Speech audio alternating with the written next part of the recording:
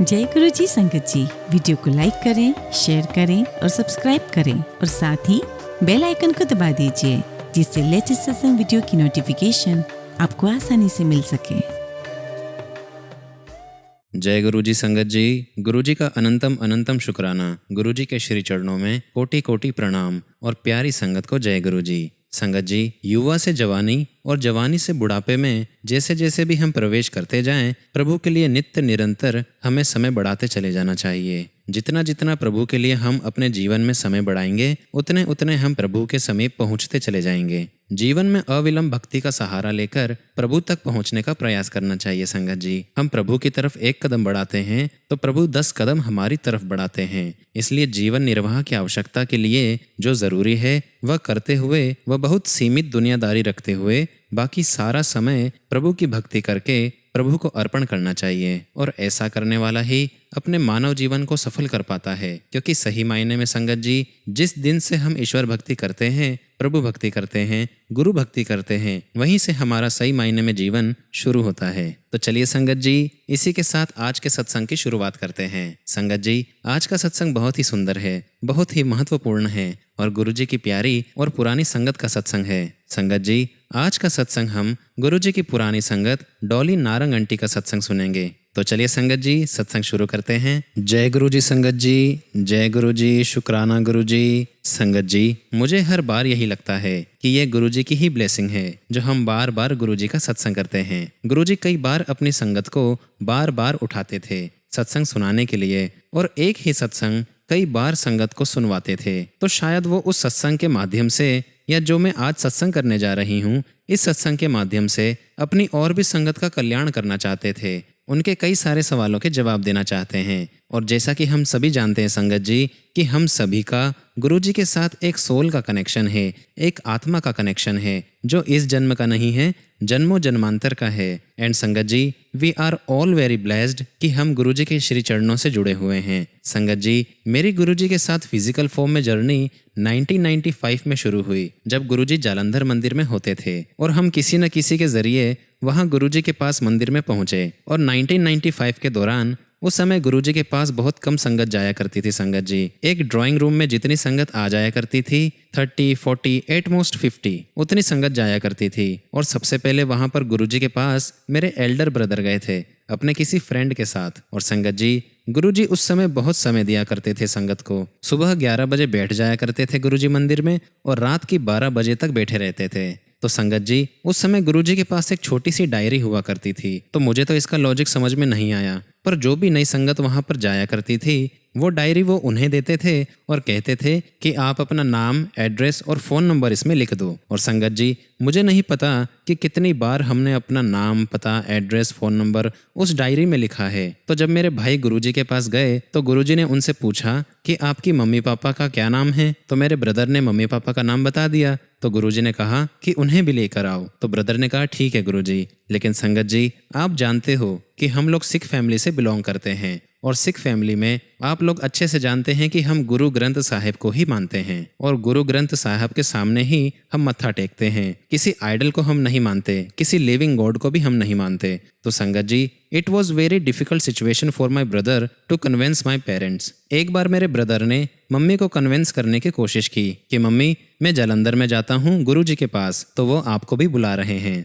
तो मम्मी ने कहा कि कोई बात नहीं, कोई महापुरुष है और उनसे आशीर्वाद लेने में कोई हर्ज नहीं है। तो इस प्रकार से मम्मी डैडी का वहाँ जाना हुआ। और संगत जी, मेरे डैडी बहुत सिंपल व्यक्ति थे and he was very clear in his thoughts, कि वो किसी भी बात में आने वालों में से नहीं थे। उन्हें पता था कि उन्हें क्या करना है, क्या सही है, क्या गलत है। और जैसे ही मम्मी पापा गुरुजी के पास पहुंचे तो गुरुजी ने एकदम से मम्मी पापा को पहचान लिया। तो जैसे ही डैडी ने गुरुजी को देखा और बोले कि अरे, ये तो हमारे सेक्रेटरीएट ऑफिस में आया करते थे। और डैडी गुरुजी से 1984 में मिले थे संगत जी, सेक्रेटरीएट में। तो डैडी ने गुरुजी को बोला कि गुरुजी, मैंने तो आपको वहाँ देखा है। और कहने लगे कि आप तो वहाँ आते थे। तो गुरुजी ने कहा हाँ हाँ, मैं इसको भी जानता हूँ, मैं उसको भी जानता हूँ। ऐसे गुरुजी बताने लगे संगत जी। किसी एक व्यक्ति का नाम लिया और गुरुजी ने पूछा कि उनका क्या हाल है। तो मेरे डैडी ने कहा कि गुरुजी, अब तो वो इस दुनिया में नहीं हैं। और बस इसी तरीके से गुरुजी और डैडी की बातें शुरू हो गई। और संगत जी, ये कन्वर्सेशन चलता रहा और गुरुजी ने हवा में एक डिवाइन प्रसाद प्रकट किया और उन्होंने मेरी डैडी को बुलाया और गुरुजी ने बहुत बड़ा सा एक पिन्नी प्रसाद डैडी के हाथ में रख दिया। डैडी बताते हैं कि वो इतना गर्म था कि एक हाथ से दूसरे हाथ में और दूसरे हाथ से अगले हाथ में वो प्रसाद बदल रहे थे ताकि गर्म ना लगे। और प्रसाद में इतनी खुशबू कूट कूट के भरी थी। और गुरुजी ने कहा मेरे डैडी को कि आप आधा प्रसाद तो संगत में बांट दीजिए और आधा प्रसाद आप रख लीजिए। और ये भी कहा कि जब भी कोई परेशानी हो, दुख हो, मुसीबत हो तो ज़रूर यही प्रसाद खिलाना और खाना। तो फिर गुरुजी ने उसके बाद डैडी से पूछा कि आपके कितने बच्चे हैं। जैसा कि मैं आपको बता दूं संगत जी, हम लोग 5 भाई बहन हैं। तो डैडी ने सभी के नाम बताए और अचानक से गुरुजी बोलते हैं डैडी को कि डोली को बुलाओ। तो डैडी ने कहा ठीक है गुरुजी, मैं उसको बोलूँगा आने के लिए। और इसके बाद संगत जी, मम्मी डैडी का तो वहाँ पर रेगुलर आना जाना शुरू हो गया गुरुजी के पास। और मम्मी डैडी रेगुलर जाने लगे और गुरुजी भी अपने साथ कभी पंजाब ले गए, कभी हरियाणा ले गए, कभी डुगरी ले गए, कभी जालंधर। और जितनी भी बार मम्मी डैडी गुरुजी के साथ जाया करते थे, हमेशा गुरुजी यही बोलते थे कि डॉली को बुलाओ, डॉली को बुलाओ। आपको मैं बता दूं संगत जी, उस समय मेरे हस्बैंड न्यूज़ रीड करने का काम करते थे और उन्हें लिख कर देना पड़ता था कि इन तारीखों को मैं यहाँ पर नहीं अवेलेबल हो पाऊंगा। तो हमने सोचा कि जब भी हम उस तरफ जाएंगे तो हम वहाँ पर गुरुजी से मिल लेंगे। लेकिन जब गुरुजी ने बार बार बोलना शुरू कर दिया तो एक दिन मम्मी ने बड़े एम्बेरसमेंट के साथ गुरुजी को कहा कि गुरुजी, हम तो बुला बुला के उसको थक गए हैं, ऐसा करो कि आप ही उन्हें बुलाओ। और बस इट वॉज अ हिट संगत जी। अब तो गुरुजी ने ही विचार हमारे मन में डाल दिया। अब हमारे मन में विचार आया तो हमने सोचा कि गुरुजी के पास जाना है दर्शन करने के लिए। और हमने प्लान बनाया संगत जी और हम गुरुजी के पास जालंधर पहुंच गए। तो हम लोग ट्रेन से गए थे और मम्मी डैडी ने बोला था कि आप लोग ट्रेन से आ जाना और हम लोग आपको गुरुजी के पास जालंधर ले जाएंगे। और फिर जब हम लोग गुरुजी के पास पहुंचे मंदिर में तो तब तक गुरुजी बाहर नहीं आए थे संगत जी और शायद 11 बज चुके थे। और मुझे उस समय बहुत प्यास लग रही थी। मैंने मम्मी को कहा कि मम्मी, मुझे तो बहुत प्यास लग रही है। तो मम्मी ने कहा कि चल मैं चलती हूँ तेरे साथ, किचन से पानी पी कर आते हैं। तो मैंने कहा मम्मी, आप तो नीचे बैठ गए हो, आप कहाँ वापस जाओगे, आप मुझे बता दो, मैं किचन से पानी पी के आती हूँ। तो मैं किचन तक पहुंची संगत जी। मैंने किचन से जल प्रसाद पिया और जैसे ही मैं बाहर आई लॉबी में, मैंने देखा कि गुरुजी अपने कमरे से बाहर आए हैं और गुरुजी से मेरा आमना सामना हुआ संगत जी। और उस समय वहाँ और कोई भी नहीं था। मैंने गुरुजी के पाँव छुए और जैसे ही मैंने पाँव छुए गुरुजी ने मुझे देख कर कहा कि डॉली आ गई तू। And sangat ji, I was stunt. मुझे यही लगा कि गुरुजी को कैसे पता है कि मैं डॉली हूँ, क्योंकि संगत जी उस समय कोई भी मेरे साथ नहीं था। ना मम्मी थे ना डैडी, मेरे साथ कोई भी नहीं था, इवन मेरे हस्बैंड भी नहीं थे। और इसके बाद मैं अंदर जाकर बैठ गई। तो फिर मेरी मम्मी ने कहा गुरुजी को कि गुरुजी, ये डॉली शम्मी आ गए। तो गुरुजी कहते हैं हाँ मैनू पता है, और कहते हैं मुझे देखकर कि बड़ी चंगी कुड़ी है, और मुझे देखकर स्माइल करने लगे। और बस संगत जी ऐसी ही बातें होने लगी। इतने में गुरुजी ने मेरे हस्बैंड से पूछा कि तुसी की कर दे हो। तो मेरे हस्बैंड ने कहा कि गुरुजी, मैं दूरदर्शन में न्यूज़ पढ़ता हूँ। और जैसे ही गुरुजी ने सुना कि न्यूज़ रीड करते हैं तो बस गुरुजी जर्नल क्वेश्चंस पूछने लग गए, करंट अफेयर्स पे, करंट न्यूज़ पर। इस प्रकार से क्वेश्चंस और उनकी चर्चाएं चलने लगी। और फिर गुरुजी ने मेरे बारे में पूछा कि एक ही कर दी है। तो इन लोगों ने बताया कि गुरुजी ये गाती है। तो गुरुजी कहते हैं कि अच्छा चल फिर कुछ सुना दे। तो मैंने कहा गुरुजी, मैं तो अपनी डायरी भी साथ में नहीं लाई हूँ जिसमें मेरे शब्द और भजन है, और मुझे तो याद भी नहीं है। तो गुरुजी कहते हैं कोई गल नहीं, जितना तेनू आंदा है उतना ही सुना दे। मेरे हस्बैंड ने बोला कि मुझे कोई ब्रीफ केस दे दीजिए, क्योंकि वो बहुत अच्छी बीट देते थे संगत जी। तो कहीं से ब्रीफ केस भी आ गया और मैंने फिर गाना स्टार्ट किया। मैंने शब्द गाया संगत जी, उसका एक अंतरा गाया और आधे आधे करके मैंने शब्द गाना शुरू कर दिए। And Guruji kept on saying और सुना दे और सुना दे। तो बस लास्ट में मैंने फिर बोला कि गुरुजी, अब तो मुझे सिर्फ फिल्मी गाने ही आते हैं। तो गुरुजी कहते हैं कि ओए सुना दे। तो संगत जी मैंने गाना गाया कि तुम ही मेरे मंदिर हो, तुम ही मेरी पूजा हो, और बस इस प्रकार से गाना गाया। और अब तो आप सब जानते हैं कि गुरुजी को संगीत से कितना लगाव है। और बस इस प्रकार से ये सब चर्चा हुई। और संगत जी मेरे मन में एक बात थी जो मैं गुरुजी को नहीं बताना चाहती थी कि I have fibroids in my uterus. और डॉक्टर ने मुझे सजेस्ट किया था कि आप जल्द से जल्द अपनी फैमिली प्लानिंग पूरी कर लो, क्योंकि आपकी यूट्रस में फाइब्रॉइड्स हैं। तो जब मैं गुरुजी के वहाँ पास में बैठी हुई थी तो गुरुजी ने बात ही बात में मेरे मुंह से निकलवा ही लिया कि गुरुजी मुझे फाइब्रॉइड्स हैं। तो मुझे कहते हैं गुरुजी अच्छा तो चल मैं तेरा ऑपरेशन कर देता हूँ। तो अब तो मैं टेंशन में आ गई संगत जी, क्योंकि मेरे दिमाग में तो यही चल रहा था कि ये तो डॉक्टर भी नहीं है, अब ये क्या करेंगे मेरा। तो गुरुजी कहते हैं कि आप 51 रुपए के पान के पत्ते मंगवा लो और बस हमने पान के पत्ते मंगवा लिए तो गुरुजी ने कहा कि अंदर रूम में चली जाओ। और संगत जी, जब मैं रूम में गई तो वहां पर ऑलरेडी 2 से 3 संगत आंटियां खड़ी हुई थी और मैं पलंग पर जाकर लेट गई। और गुरुजी जब अंदर आए तो उनके हाथ में एक बड़ा सा स्पून था। फिर गुरुजी ने मुझे स्पून से टच किया और एक जगह पे मुझे प्रेस किया तो मुझे बहुत दर्द हुआ और पूछते जा रहे थे कि इधर दर्द है। तो मैंने कहा हाँ गुरुजी। और गुरुजी ने फिर वो सारे पान के पत्ते हॉरिजॉन्टली मेरे स्टमक पर फैला दिए और फिर बाद में मुझे कहते हैं कि चल तेरा ऑपरेशन हो गया। और संगत जी, आई डोंट बिलीव कि ऐसा भी कभी कुछ हो सकता है। मेरे मन में आया भी कि अरे ऐसे थोड़ी ऑपरेशन होता है, तो ऐसे ठीक है, ऐसा इसमें कुछ बुराई भी नहीं है, जो हुआ सो ठीक है। और उसके बाद संगत जी हमारा आना जाना शुरू हो गया, probably once in a month. और संगत जी, फिर हम गुरुजी के पास बैठे तो गुरुजी ने मुझे देखकर यही कहा कि तुम्हारा फिर से ऑपरेशन करना पड़ेगा। और संगत जी, गुरुजी ने वो सेम प्रोसेस मेरे साथ रिपीट की और मेरे साथ ये प्रोसेस करने के बाद मुझे बोलते हैं कि चल बाहर आ जा। मैं बाहर आ गई संगत जी और गुरुजी मुझे कहते हैं कि हो गया तेरा ऑपरेशन और देख मैंने तेरे को 16 साल की लड़की बना दिया है। और कहा कि जाके अल्ट्रासाउंड करवा ले। और जो पान के पत्ते हैं संगत जी,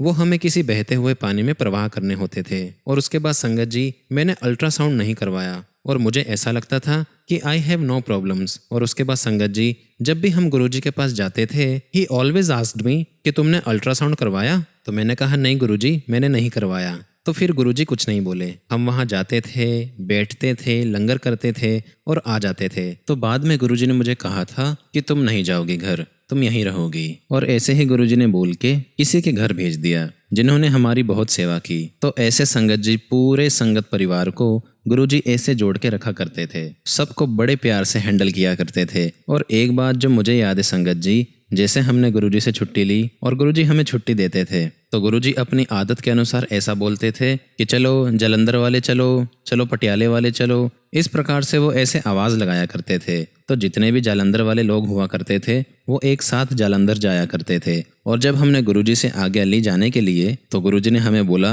कि कल सुबह आ जाना, आप दिल्ली जा रहे हैं। एंड संगत जी, अगर आप सोचें आप जालंधर से चंडीगढ़ जा रहे हो, फिर चंडीगढ़ से जालंधर आओगे और फिर जालंधर से दिल्ली जाओगे। फिर मेरे माइंड में थोड़ी सी रीजनिंग चलने लगी तो मैंने गुरुजी से बोला कि गुरुजी हम तो फिर अंबाला में भी मिल जाएंगे। तो मैंने कहा कि आप चंडीगढ़ से भी आ सकते हो और जालंधर से भी वहाँ आ जाना। तो गुरुजी कहते नहीं नहीं, तुम इधर ही आ जाना। एंड कैन यू इमेजिन संगत जी, हम आधी रात को चंडीगढ़ पहुंचते हैं and next day he said कि सुबह 8 बजे आ जाना। और पता नहीं संगत जी कहाँ से वो एनर्जी थी, कहाँ से वो एनर्जी आती थी, वो गुरुजी से ही आती थी संगत जी। हम वहाँ से चंडीगढ़ के लिए चल के गुरुजी के पास पहुँच गए और फिर वहाँ से हम चल देते हैं दिल्ली के लिए। और इस पूरी ट्रैवलिंग में संगत जी हमें कोई थकावट नहीं हो रही थी। और गुरुजी की तो कार जब चलती थी संगत जी तो ऐसा लगता था जैसे वो उड़ रही है, इतनी फास्ट गुरुजी की कार ड्राइव होती थी। और हम बस ऐसे ही मौज मस्ती करते हुए दिल्ली पहुंचे और रास्ते में करुणा लेक आती है तो हम वहाँ रुके, हमने वहाँ पर नाश्ता किया। बस इस प्रकार से संगत जी हम खूब सारी मस्ती करते हुए गुरुजी के साथ दिल्ली पहुँच गए। और फिर वहाँ पहुँचकर गुरुजी हमें कहते हैं कि हम लोग अब एक शादी अटेंड करने जा रहे हैं। और ये जो शादी थी संगत जी वो नॉर्थ दिल्ली में थी। और गुरुजी कहते हैं कि तुम तो शादी के लिए तैयार होके आ जाओ। तो हमने कहा गुरुजी हम तो कोई कपड़े नहीं लाए हैं। आप इमेजिन कर सकते हो संगत जी, वहाँ से हम फिर ड्राइव करके अपने घर गए, कपड़े लेकर आए, चेंज किया और फिर हमने शादी अटेंड की। और ये सारी गुरुजी की कृपा थी संगत जी, ये गुरुजी की ही माया थी। आपको कहाँ से कहाँ घुमा दिया और सुंदर सुंदर चोले पहनकर गुरुजी हमें भ्रमित किया करते थे। संगत जी गुरुजी बहुत ऊंची शख्सियत हैं और संगत जी गुरुजी का एक नूर था जो हम सबके चेहरे पे चमकता था। और आज भी देखिए संगत जी, जब भी हम गुरुजी का नाम लेते हैं, गुरुजी की बात करते हैं तो हम सबका चेहरा चमक उठता है। तो संगत जी ऐसे मैं आपको बताती हूँ कि मैं कुछ बुक्स देख रही थी तो उस गुरबाणी में एक लाइन आई तो उसमें संगत जी 2 सखियां हैं जो आपस में बात कर रही हैं। तो लाइन ये है संगत जी